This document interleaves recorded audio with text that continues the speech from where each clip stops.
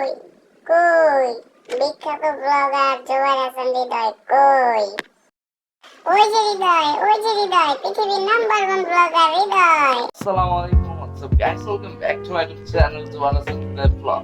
তো বৃহস্পতিবার আর শুক্রবার সারাদিন কি করলাম না করলাম তাই নিয়ে থাকছে আজকের এই ব্লগটি। তো চলুন শুরু করা যাক।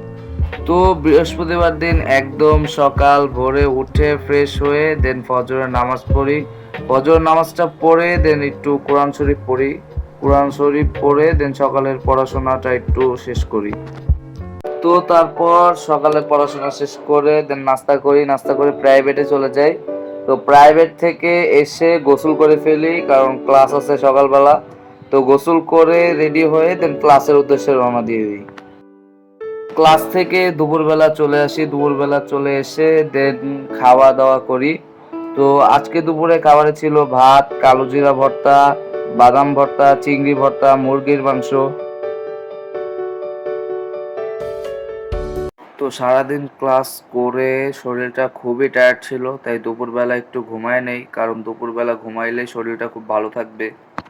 তো দুপুরে ঘুমানোর পর বিকালে একটু খেলতে চলে যাই। আর দেখেন বৃহস্পতিবার দিনের আকাশটা কত সুন্দর ছিল, আর আমাদের বারিন্দা থেকে এরকম বিকালের ভিউটা খুব সুন্দরই পাওয়া যায়। তো গাইস, বিকালে খেলাধুলা করার পর মাগরিবের সময় হয়ে যায়, দেন মাগরিবের নামাজ পড়ে তারপর বাসায় আসি। তো বাসায় এসে দেখি যে আজকে সন্ধ্যার নাস্তা রেডি হয়ে গেছে। তো আজকে সন্ধ্যার নাস্তায় ছিল হচ্ছে পুরি। তো গাইস, বৃহস্পতিবার দিন আর কোনো ভিডিও নেই, তারপর ঘুমায় যাই। তো শুক্রবার দিন সকালে উঠি, শুক্রবার দিন সকালে উঠে যে এরকম একটা ভিউ দেখতে পারবো সেটা আমি কখনো কল্পনা করি নাই। শুক্রবার দিন ভোরবেলা পুরো আকাশটা একদম গোল্ডেন হয়েছিল।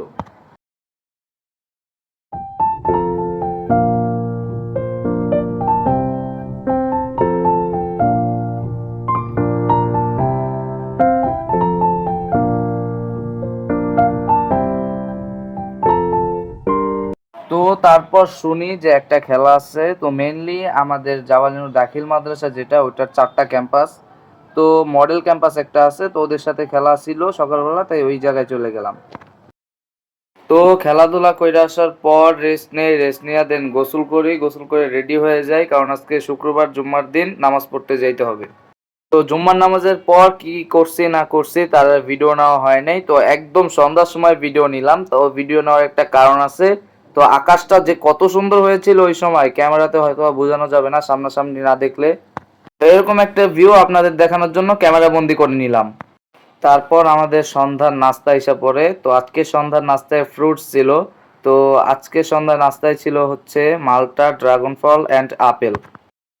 তো আমি ইউটিউবে দেখছিলাম এরকম বাটি আইসক্রিম দিয়ে অ্যান্ড ওয়েফার দিয়ে একটা ডিশ বানায়। তো ভাবলাম তো আমিও বানাই, বাসায় আইসক্রিমও ছিল, ওয়েফারও ছিল। তো এই জিনিসটা কিভাবে বানাইতে হয় ভাবলাম আপনাদের সাথে একটু শেয়ার করি। তো এই জায়গায় আপনারা যে কোনো আইসক্রিমই ব্যবহার করতে পারেন। তো আমি কাপ মানে বাটি আইসক্রিম যেগুলোকে বলে ওইগুলো ব্যবহার করতেছি। তো ওইটাকে সুন্দর করে মানে গোল করে একটা পাত্রে রাখবেন। তো তারপর আমি যে ওয়েফার্স গুলো দেখাইতেছি ভিডিওতে, তো ওই ওয়েফার্স গুলো বেশি লাগবে না, 3টার মতো লাগবে। তো একটা ভেঙে গুঁড়ো গুঁড়ো করে আইসক্রিমের উপর সুন্দরভাবে ছড়িয়ে দিবেন।